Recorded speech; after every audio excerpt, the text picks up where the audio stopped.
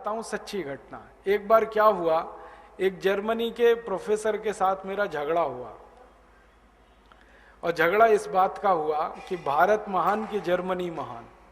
झगड़ा इस बात का था। वो कहता था जर्मनी महान, मैं कहता था भारत महान। अब दोनों ने झगड़ा सुलझाने के लिए एक रास्ता निकाला।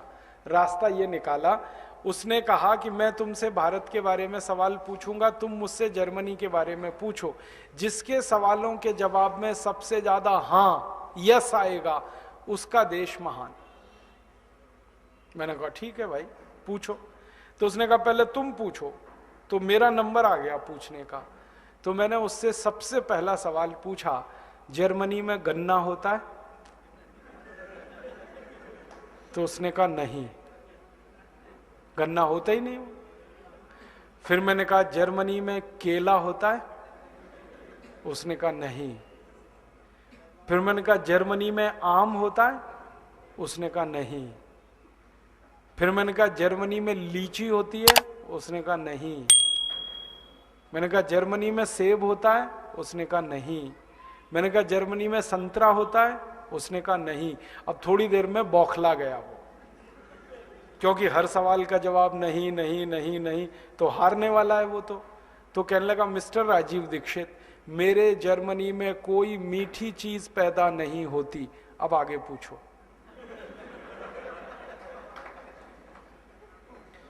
तो मैंने कहा चलो अब दूसरा सवाल है।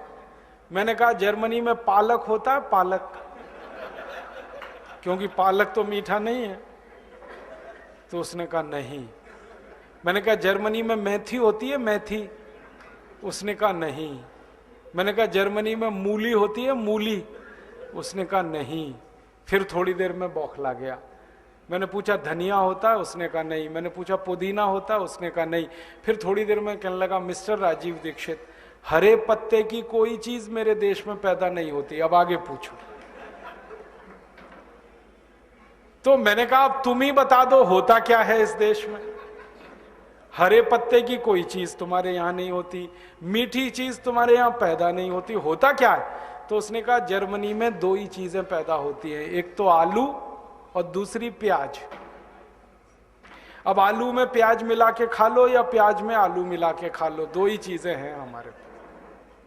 फिर मैंने उससे आगे पूछा, मैंने कहा फिर ये जर्मनी के जो बड़े बड़े डिपार्टमेंटल स्टोर्स हैं, यहां तो सब माल भरा पड़ा है, यहां तो आम भी मिल रहा है, यहां तो शकरकंद भी मिल रहा है, संतरा भी मिल रहा है, केला भी मिल रहा है, यहां तो सेब भी मिल रहा है, ये सब कहां से लाते हो जब तुम्हारे यहां कुछ नहीं होता? तो उसने कहा ज्यादातर ये माल भारत से आता है।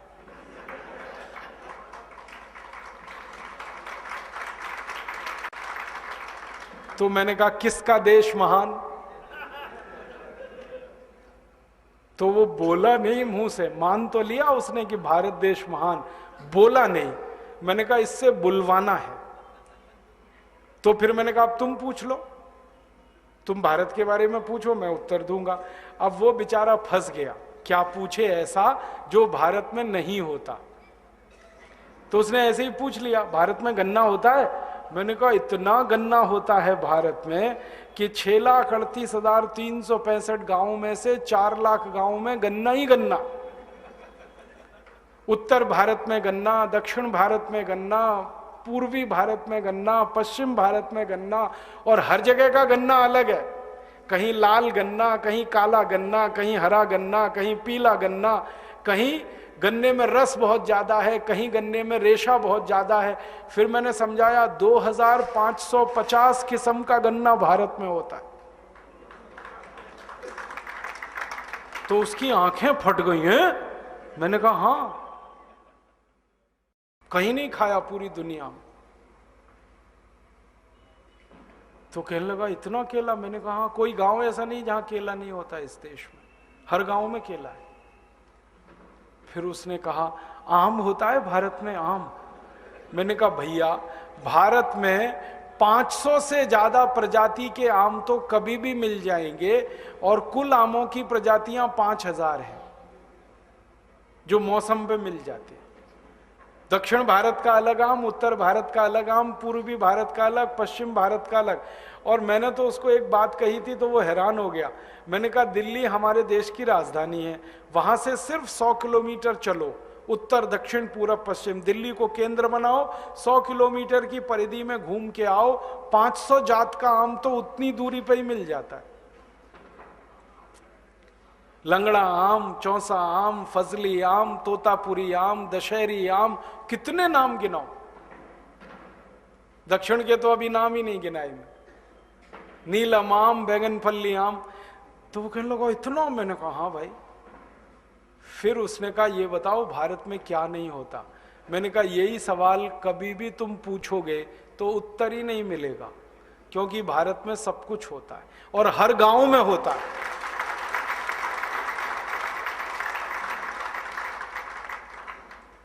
जितना दुनिया के 20-25 देशों में कुल मिलाकर होता है, उतना भारत के एक एक गांव में होता है। ऐसा देश है भारत। माने भगवान की बड़ी कृपा है इस देश पर। हर गांव की मिट्टी इतनी अच्छी है, सब कुछ हो जाता है हर गांव में। हमारे पुराने बुजुर्ग कहा करते थे कि हर गांव में इतना होता था कि खाली नमक बाहर से लाना पड़ता था बस, और कुछ नहीं, क्योंकि नमक सब जगह नहीं होता इस देश में। नमक सिर्फ समुद्र के किनारे वाले गांवों में होता है। नमक छोड़कर हर चीज हर गांव में होती है, कुछ लाना ही नहीं पड़ता बाहर से। इतना स्वावलंबी देश रहा है ये देश भारत, और इतना समृद्धशाली है, इतना समृद्धशाली कि हर गांव में सैकड़ों किस्म की चीजें पैदा हो इस देश में। और एक गहरी बात कहता हूं आपसे कि जब उससे मेरी बहस हो रही थी तो उसने कहा कि अगर ये सब कुछ भारत में होता है, इतना सब कुछ होता है, तो भारत गरीब क्यों है? इसका उत्तर मेरे पास नहीं था। इतना सब कुछ होता है तो तुम गरीब क्यों हो? क्यों जर्मनी के सामने कटोरा लेके भारत की सरकार भीख मांगती है हर साल? क्यों कर्ज लेते हो तुम हमसे? क्यों अमेरिका जाते हो कर्ज मांगने के लिए? क्यों यूरोप के देशों में आते हो कर्ज मांगने के लिए, जब सब कुछ तुम्हारे देश में होता है? और हमारे देश में खेती में ही सब कुछ नहीं होता है, खेती के अलावा भी बहुत कुछ होता है। जमीन के नीचे खोदना शुरू करें तो 90 खनिज पदार्थ मिलते हैं इस देश में। तांबा मिलता है, लोहा मिलता है, बॉक्साइट मिलता है जिससे एल्यूमिनियम बनता है, अभ्रक मिलता है। ऐसे 90 खनिज पदार्थ जमीन के नीचे से मिलते हैं, कहीं नहीं है पूरी दुनिया में। अधिक से अधिक खनिज पदार्थ 10, 12, 15 दुनिया में हैं, अलग अलग देशों में। हमारे यहाँ 90 खनिज पदार्थ मिलते हैं। और अब तो पता चला कि खोदते खोदते हम बहुत नीचे आ गए तो तेल मिल गया, गैस मिल गई। कावेरी बेसिन में इतनी गैस मिली है कि वैज्ञानिकों ने एक दिन कहा मुझे कि हम सारी मोटर गाड़ियों में ये गैस जलाएं जो कावेरी बेसिन में मिली है, सारी मोटर गाड़ियों में, और भारत के हर रसोई घर में इस गैस को जलाएं। ये गैस ही जले, डीजल पेट्रोल बंद कर दें तो इतनी गैस है कावेरी बेसिन में कि 240 साल तक जलती रहे वो देश में,